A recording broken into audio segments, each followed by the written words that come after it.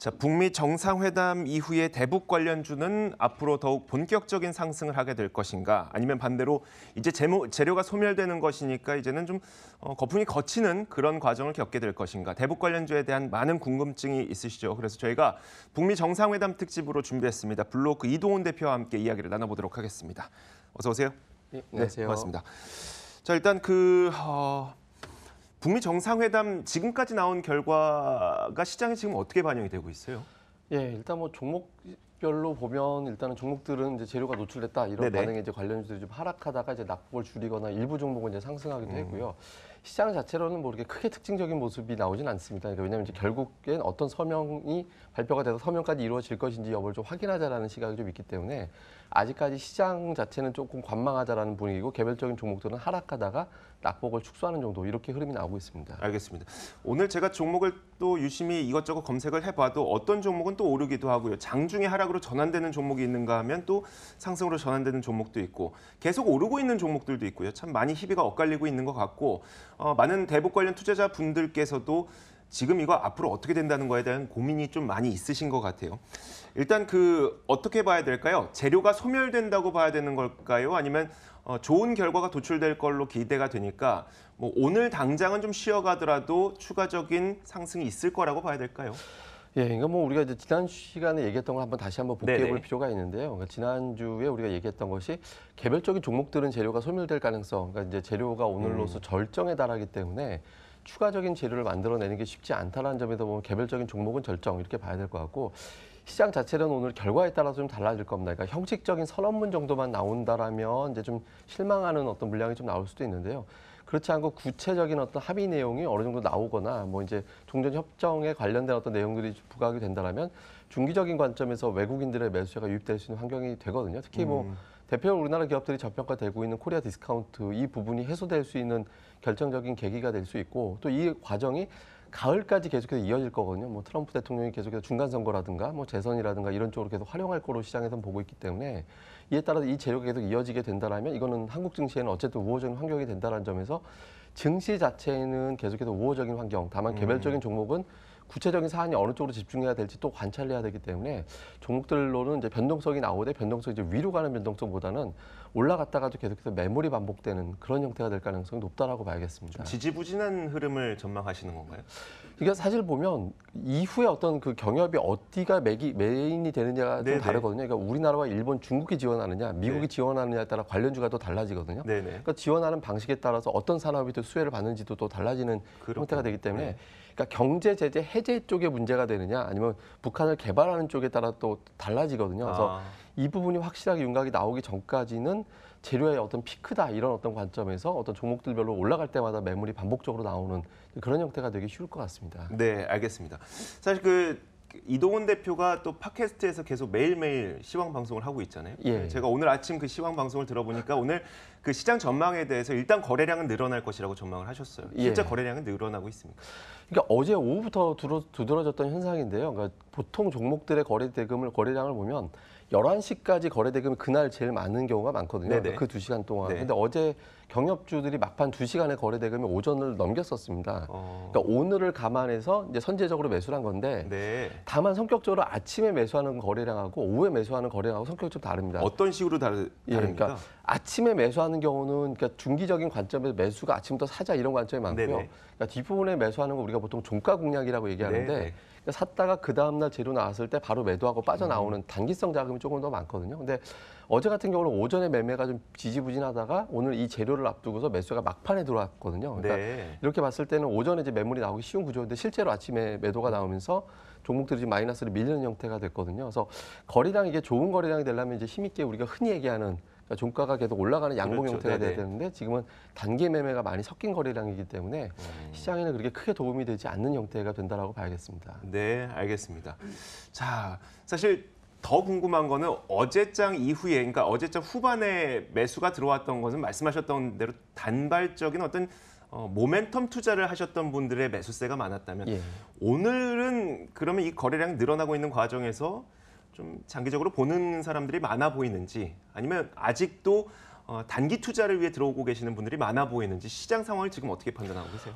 이건 이제 사람마다 많이 엇갈리는데요. 네네. 그러니까 제 주관적인 판단을 말씀드리면 그러니까 지금 경협주 같은 경우는 추세적으로 매매하기는 좀 늦었다라고 봐야 될 겁니다. 네네. 그러니까 북미 정상회담 일정이 확정된 게 3월이었거든요. 그러니까 지금 거의 3달 지났습니다. 그러니까 관련된 내용을 새롭게 지금부터 중장기적으로 매수가 들어간다라고 보기 좀 어렵고 지금 이제 순환매, 그러니까 어느 때는 경협 관련된 북한 인프라 개발 쪽으로 좀 집중을 했다가 어느 때는 그 다음 날은 또 이제 곧 대통령이 또 러시아 방문을 하죠. 네네. 그러니까 가스관 가스관. 쪽으로 또 힌트를 얻었다가 그 다음에 또 관광, 금강산 관광 개발 관련된 기대감이 있어서 또 골프장이라든가 관광 관련주로 움직였다 이렇게 이제 순환매가 돌 가능성이 높거든요. 그래서 지금으로서는 이제 추세적으로 중장기적인 관점보다는 이렇게 순환매 돌면서 단기적인 매매에 집중하는 그런 성격의 자금이 많다라고 봐야겠습니다. 알겠습니다. 그런 거 잘하시는 분들은 지금이라도 그 순환매를 뒤따라서 또 테마성 투자를 해보시는 것도 괜찮을 것 같은데 사실 개인 투자자들 입장에서 그런 게 좀 쉬운 거는 아니니까 저희가 그러면 지금부터는 남북 경협주 그리고 대북 관련주 가운데도 섹터로 좀 나뉜 것들이 좀 있거든요. 예. 섹터를 한번 나눠보도록 하겠습니다.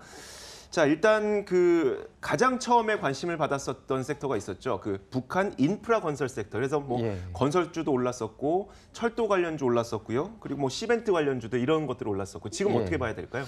지금 가장 현실적으로 보면 우리나라가 지원하고 사업에 참여하기 가장 쉬운 부분이긴 하죠. 왜냐하면 이제 그 판문점 회담에서 김정은 위원장이 이제 바로 뭐 도로 사정 좋지 않다라는 언급을 네. 직접적으로 했다라는 점에서 보면 이 부분에 대한 기대감, 그러니까 개발할 것이다라는 기대감이 현실적으로 좀 높거든요. 그러니까 그러다 보니까 시멘트 건설 관련주들이 이제 강세를 보였는데 사실 이 종목이 어떻게 보면 지금 시황상 이제 바로미터 역할을 좀 아마 할 겁니다. 그러니까 네. 이 종목군들이 계속해서 유지가 돼줘야 다른 경협주까지 이제 살아날 수 있는 그런 형태가 되거든요. 근데 뭐 지난번에도 한번 말씀을 드렸습니다만은 이 종목이 기존에는 이제 저평가 매력이 좀 부각이 됐기 때문에 그러니까 자산 가치 대비 0.5배 정도밖에 안 됐었는데 절반 값이네요. 예, 네. 근데 지금은 1.0배 이상 올라갔거든요. 아. 이러다 보니까 좀 싸다라는 인식이 없어서 올라갈 때마다 계속 반복적으로 매도가 나올 수밖에 없는 실제로 네, 기관 네. 외국인들이 매도가 나오기 시작한 위치가 그 위치였거든요. 그래서 이 종목들이 추세적으로 지금도 강하게 움직이기는 실적으로 쉽지 않고 뭐 아까 말씀드린 대로 어떤 이슈가 나올 때마다 이제 등락이 좀 반복되는 그런 형태가 될 가능성이 높다라고 봐야겠습니다. 그나마 예전에는 저평가 매력이라도 있었는데 그러니까 자산 가치 대비해서 절반 가격밖에 안 줘도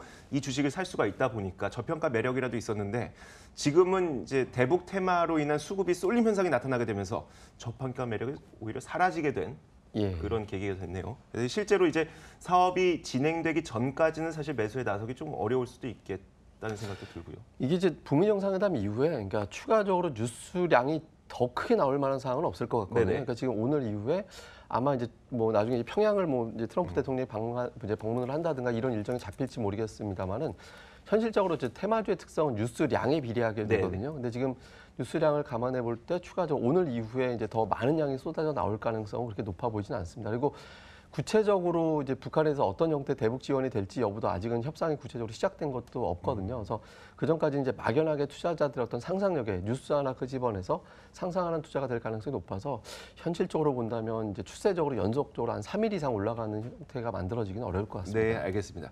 자, 이어서 두 번째로 이 분야를 한번 볼게요. 그 금강산 관광 산업 있잖아요.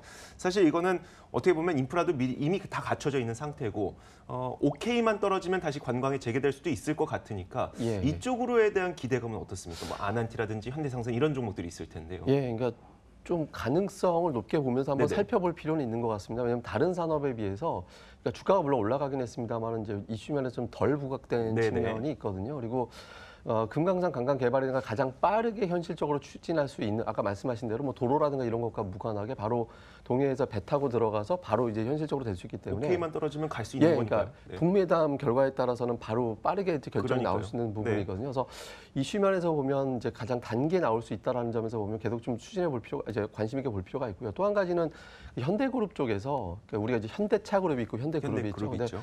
현대그룹 측면에서 보면 사실상 금강산 관광 개발이라든가 이런 부분을 포기해서 이미 구조조정이 된 상태거든요. 그러니까 사업 이제 인원수가 축소가 돼 있는 네, 상태인데 네. 이게 어떤 효과가 있냐면 사업이 추진될 경우에 초기에 구조정돼서 비용은 적게 들어가는데 기대 수익치는 높게 올라가게 되면서 실제로 영업이익률이 급격하게 올라간다. 이런 또 시장에서는 추정을 하게 되거든요. 그러니까 이미 구조조정이 됐기 때문에 인건비가 예. 많이 안 들어가는데 물론 이제 인원을 추가적으로 뽑기는 네네. 하겠지만 시장에서는 이제 구조조정 이후에 어떤 올라갈 때는 보통 실적이 가파르게 올라간다라는 그렇죠. 기저 네네. 효과를 보거든요. 그래서 이런 부분들 감안해 본다라면 현실적으로는 좀 주목해 볼 만한 어떤 섹터가 아닌가 이렇게 봐야겠습니다. 또 관심이 있는 게 바로 러시아 가스관 사업 아니겠습니까? 물론 우리나라가 러시아로부터 가스관을 설치를 해서 북한을 지나 우리나라까지 가스를 좀 저렴한 가격에 들여오고 싶다는 생각은 수십 년 전부터 있긴 있었으나 북한이라는 그 지리학적인 예. 어떤 우리가 열리지 않는 지역이 있다 보니까 안 됐었는데 이제 좀 가능해질까요? 어떻습니까?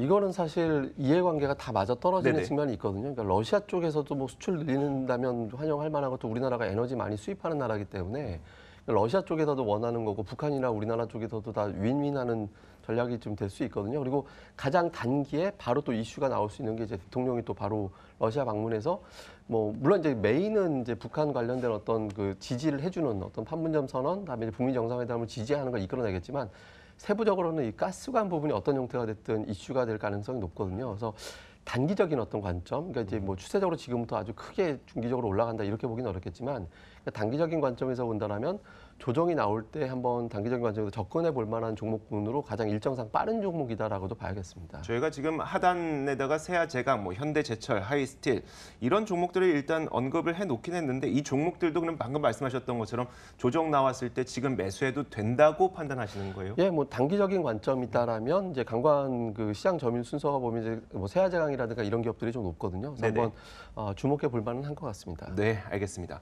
자, 이어서 조금은 뒤늦게 대북 관련주로 떠올랐던 그런 종목들도 있습니다. 바로 농업 협력이 일어나게 될 경우에 수혜를 받을 수 있을 만한 종목으로 비료 관련 종목들이 좀 올랐었어요. 조비, 남해화학, 효성, ONB 또 무슨 종목이 있었죠? 또 여러 가지 한 두어 가지 종목이 더 있었고요. 예, 근데 이 종목들 같은 경우는 우리가 좀 이제 좀 봐야 되는 게 북한이 결국에 이제 경제 개발을 하겠다, 개방을 하겠다라는 것은 이제 북한 주민 잘 살게 하겠다 이런 측면이 좀 네네. 있거든요. 그리고 지금 북한이 이제 경제 개발 5개년 계획인가 아마 그럴 겁니다. 그 기간 안에 지금 들어가 있는 걸로 알고 있는데 이런 상태에서 이제 주민들이 어떤 먹고 사는 문제를 해결하기 위해서는 결국에는 이제 농업 문제가 해결이 돼서 자급자족할 수 있는 환경이 만들어져야 되거든요. 그리고 또 예전에 우리가 이제 비료를 또 지원한 사례들도 네네. 있었죠. 그래서 이런 부분들에 대한 힌트가 나올 수는 있겠는데 다만 이제 실제로 이슈가 어떤 나온 거 대비 기대감에 의해서 주가가 좀 많이 올라간 측면이 좀 있고요. 그리고 바로 어떤 이슈로 만들어내기에는 뉴스가 바로 나올 수 있는 상황은 된다라고 보기 좀 어렵거든요. 그래서 이 종목들은 순서상으로는 지금 빠르게 바로 단기에 접근하기에는 조금 무리가 있어 보입니다. 네, 혹시 저희가 지금까지 짚어봤던 대북 관련 사업들 외에도 또 우리가 미처 알지 못했던 뭐 대북 관련 좀 수혜주라든지 아니면 수혜 산업이 있을까요? 저는 이제 한 번 올라가긴 했는데 밀가루 관련주 한번 밀가루 관련주요? 예, 그러니까 이제 어. 그 개성공단 사람들이 초코파이 많이 좋아한다라고 하고 그다음에 이제 한국에서 라면이 이제 만약에 북한으로 넘어가게 네네. 된다라면 여기에 대한 수요는 충분히 많아질 거라고 생각을 하거든요. 그래서 실제로 밀가루 관련주들이 좀 많이 올라가긴 했습니다. 근데 밀가루라는 게 이제 단지 그냥 밀가루를 북한에 보낸다는 게 아니라 밀가루로 가공되는 식품에 대한 수요라든가 선호도가 뭐 북한 암시장이라든가 이런 데서 상당히 인기가 있는 걸로 알려져 네, 있거든요. 네. 그래서 이런 부분들 감안해 본다라면 뭐 한탑이라든가 이런 어떤 밀가루 관련주들에 대한 흐름도 좀 주목을 해볼 필요는 있겠습니다. 아직 덜 올랐어요? 상대적으로 좀 덜 올랐습니다. 상대적으로 좀 덜 예, 올랐다. 예. 알겠습니다. 저희가 오늘 총 5가지의 뭐 이거 섹터라고 얘기하기도 참 뭐하고 이게 5가지로 좀 대북 관련주를 나눠봤는데 첫 번째가 인프라 관련, 그 다음에 금강산 관광 관련, 가스관, 그 다음에 농업, 밀가루 이렇게 5가지 나눠봤습니다. 이 가운데 지금 시점에서 가장 기대 수익률을 좀 높게 잡아도 될 법한 곳을 꼽자면 어디를 꼽아볼 수 있을까요? 사실은 제가 이제 그 바이오나 네네. 뭐 이런 이제 경협 같은 테마주 성격을 별로 이렇게 선호하는 편이 아니어서 이렇게 제가 아까 이제 작가님한테도 좀 비슷한 네네. 말씀드렸는데 그런 편보다 이제 좀 바로미터가 되는 종목을 보자. 그러니까 네네. 이 종목이 유지가 돼야지만 경협주가 끝까지 버틸 수 있다 또는 올라갈 수 있는 희망이 있다라고 좀 말씀드려야 되는 게 결국에는 가장 먼저 올랐고 그다음에 거래 대금이라든가 거래를 가장 많이 수반하고 있는 게 건설이라든가 레미콘 쪽이거든요. 그래서 네네. 현대건설이라든가 성신양이라든가 이런 종목군들이 어느 정도 좀 버텨줘야 다른 종목들이 투자 심리가 꺾이지 않으면서 올라갈 수 있는 그런 기반이 만들어지거든요. 근데 네네. 현대건설 같은 경우는 최근에 이제 유가가 좀 올라가는 물론 이제 최근에 증산 이슈가 나와서 좀 빠지고는 있습니다만은 유가가 올라간다라는 부분이라든가 이런 것들에 의해서 중복적으로 또 호재가 작용되는 그런 측면도 좀 일부 있거든요. 네네. 그러니까 하반기에 물론 부동산 정책에 따라 좀 유동적이긴 하겠습니다만은 그래서 현대건설이 만약에 8만 원까지 갈 수 있는 흐름이 나온다면 다른 경협주는 그 이상의 어떤 수익률을 기대해 볼 수 있거든요. 네. 그래서 단기적으로 다른 종목보다는 이 현대건설이라는 종목의 어떤 흐름이 어떻게 되느냐에 따라서 경협주 아까 말씀드렸던 일정이라든가 이런 걸 감안해서 투자해 보시는 게 좋겠습니다. 네, 알겠습니다. 저희가 대북 관련 섹터를 총 정리를 한번 해봤습니다. 자, 이어서 이제 앞으로의 시장 전망을 좀 해봐야 될 텐데 사실 오늘 시장 상황을 살펴보면요, 외국인들의 선물 매수가 주식 선물 매수가 꽤 많이 들어오고 있어요. 예. 이게 어떤 의미로 파악을 해야 되는 것인지 일단 저희가 내일 하루 쉬고, 그러니까 선거일 하루 쉬고 예. 목요일 하루밖에 남지 않은 상황이거든요. 만기일까지. 근데 대북 관련해서 이제 그 북미 정상회담과 관련해서 외국인들도 굉장히 좋게 보고 있는 건가요?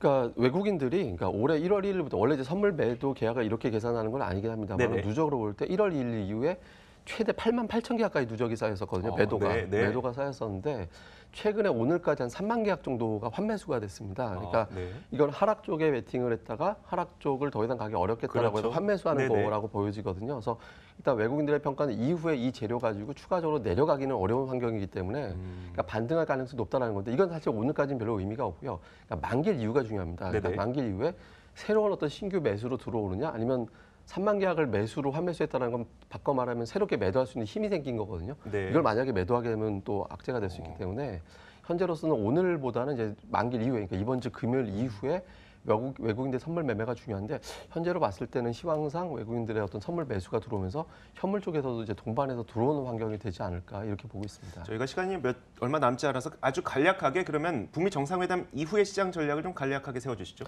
예, 그러니까 그 통화정책 회의만 잘 넘기면 네네. 그러니까 불확실성 여러 개가 제거가 되는 거거든요. 그래서 ECB, FOMC에서 극단적인 매파적인 결과가 나오지 않는다면, 그러니까 ECB에서 점도표상 이제 금리 인상을 12월까지 하겠다 이렇게 되고, 그다음에 FOMC에서 그렇게 나오고 ECB 쪽에서는 출구 전략을 이제 단계별로 시작을 하겠다. 그러니까 양쪽 다 매파적인 어떤 시각이 나온다면 단기적으로는 좀 조정이 나올 수는 있습니다. 근데 이 자체도 결국에는 경기가 좋다라는 시그널이거든요. 그래서 네네. 중장기적인 관점에서는 그렇게 큰 문제가 되지 않겠습니다만 단기적인 이 부분만 잘 넘기면 이제 북미 회담까지 넘기게 되면서 시장은 좀 안정적으로 올라갈 수 있기 때문에 이번 주 이후에 다음 주에는 점진적으로 대형주 위주로 좀 공략해보는 그런 전략도 필요해 보입니다. 네, 알겠습니다. 자, 여기서 이제 인사를 드리도록 하겠습니다. 지금까지 북미 정상회담을 기점으로 대북 관련주들 앞으로 어떻게 될 것인지 저희가 총정리 한번 해봤습니다.